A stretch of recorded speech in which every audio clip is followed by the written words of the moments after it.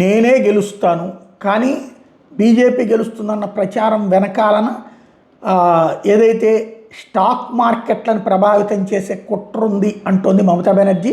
Exit polls పేరుతో stock మార్కెట్లను తారుమారు చేసి కుట్ర సాగిస్తున్నారని ఆరోపించింది. అసెంబ్లీ ఎన్నికల్లో మా పార్టీ 200కు పైగా సీట్లు గెలుచుకుంటుందని ధీమా వ్యక్తం చేశారు.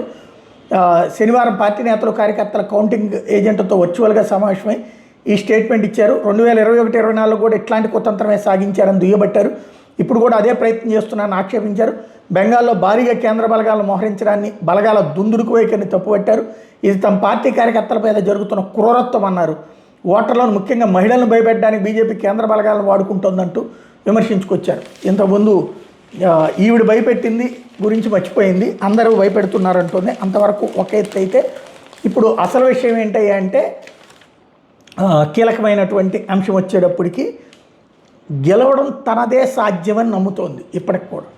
ఈవెన్ చాలామంది ఇప్పటికి కూడా అందుకని యాక్సెస్ మై ఇండియా లాంటి వాళ్ళే సర్వే ఇవ్వడానికి భయపడ్డారు.